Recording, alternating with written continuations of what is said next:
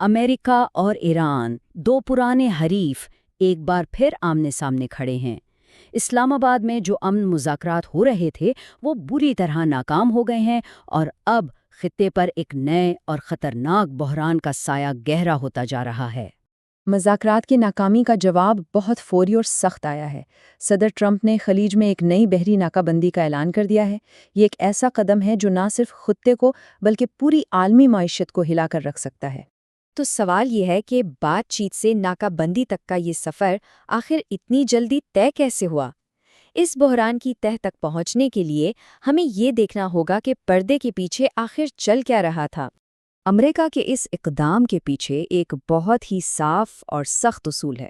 اسے آپ سب کے لیے یا کسی کے لیے نہیں کا اصول کہہ سکتے ہیں۔ آئیے ذرا سمجھتے ہیں کہ اس کا اصل مطلب کیا ہے۔ دیکھیں، امریکی حکمت عملی کی منطق بہت سیدھی سی ہے۔ ان کا پیغام صاف ہے۔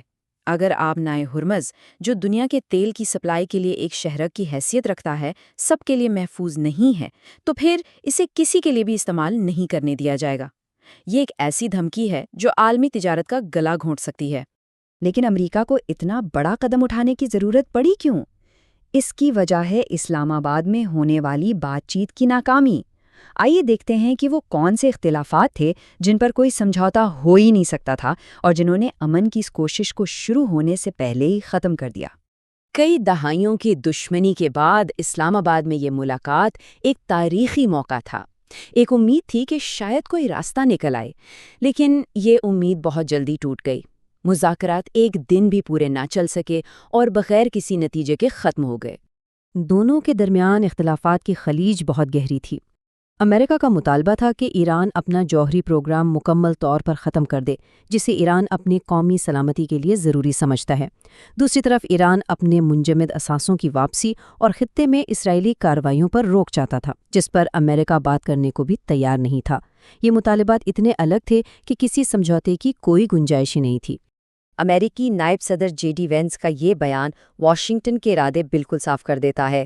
یہ برابری کی سطح پر مذاکرات نہیں تھے۔ امریکہ اپنی شرائط منوانے گیا تھا اور ان کے لیے کسی بھی قسم کے سمجھوتے کا سوال ہی پیدا نہیں ہوتا تھا۔ تو جب بات چیت کا دروازہ بند ہو گیا ہے تو امریکہ نے ایک بہت بڑا جوا کھیلا ہے۔ یہ ناکہ بندی صرف ایران کے لیے ایک چیلنج نہیں بلکہ اس کے اثرات پوری دنیا محسوس کر سکتی ہے۔ تو داؤ پر کیا لگا ہے؟ آئیے دیکھتے ہیں۔ سب سے پہلا اور فوری اثر عالمی معیشت پر پڑا ہے۔ ناکہ بندی کے اعلان کے ساتھ ہی تیل کی قیمتوں میں زبردست اضافہ دیکھنے میں آیا۔ یہ اس بات کا اشارہ ہے کہ دنیا اس بحران کو کتنا سنجیدہ لے رہی ہے، اور یہ تو شاید صرف شروعات ہے۔ معاشی اثرات سے بھی بڑا سوال فوجی اور سفارتی ہے۔ یہ ناکہ بندی صرف ایران کے خلاف نہیں ہے۔ اصل امتحان تو تب ہوگا جب امریکی بحریہ کا سامنا کسی چینی یا روسی جہاز سے ہوگا۔ کیا واشنگٹن ان بڑی طاقتوں سے براہ راست ٹکرانے کا خطرہ مول لے گا؟ اور اگر ان جہازوں نے رکنے سے انکار کر دیا تو پھر اگلا قدم کیا ہوگا؟ ایک طرف دنیا اس صورتحال پر پریشان ہے تو دوسری طرف ایران کا رد عمل حیران کن طور پر پر اعتماد نظر آتا ہے۔ سابق وزیر خارجہ کا یہ طنزیہ بیان ظاہر کرتا ہے کہ تہران اس ناکہ بندی کو امریکہ کی کمزوری سمجھ رہا ہے، نہ کہ اس کی طاقت کا مظاہرہ۔ اس پورے کھیل میں ایک اور بہت اہم عنصر ہے جو صورتحال کو مزید پیچیدہ بنا رہا ہے، اور وہ ہے وقت۔ ایک اہم ڈیڈ لائن تیزی سے قریب آ رہی ہے اور اس کے بعد حالات قابو سے باہر ہو سکتے ہیں۔ صرف 8 دن، جنگ بندی ختم ہونے میں صرف 8 دن باقی ہیں۔ اس کے بعد خطے میں جو عارضی امن ہے وہ ختم ہو سکتا ہے اور ایک مکمل جنگ کا نیا اور زیادہ خطرناک باب شروع ہو سکتا ہے۔ اور شاید یہی وجہ ہے کہ ایران اس ڈیڈ لائن سے پریشان نہیں ہے۔ جنگ بندی کا ہر گزرتا دن دراصل تہران کے لیے فائدہ مند ہے۔ یہ وقت انہیں اپنی فوج کو دوبارہ منظم کرنے، نئے ہتھیار حاصل کرنے اور چین کی مدد سے اپنے دفاع کو مضبوط کرنے کا موقع دے رہا ہے۔ یوں سمجھیں کہ وقت ایران کے حق میں کام کر رہا ہے۔ تو یہ ساری صورتحال ہمیں آخری اور سب سے اہم سوال کی طرف لاتی ہے۔ امریکی صدر اب کیا کریں گے؟ مذاکرات ناکام، ناکہ بندی ایک بہت بڑا رسک اور وقت ختم ہو رہا ہے۔ یہ ایک ایسی کشمکش ہے جس کا کوئی آسان جواب نہیں۔ وائٹ ہاؤس کے سامنے 2 ہی راستے ہیں اور دونوں کانٹوں سے بھرے ہوئے ہیں۔ ایک طرف فوجی کارروائی کا آپشن ہے، جس کا مطلب ایک لمبی اور تباہ کن جنگ ہو سکتا ہے۔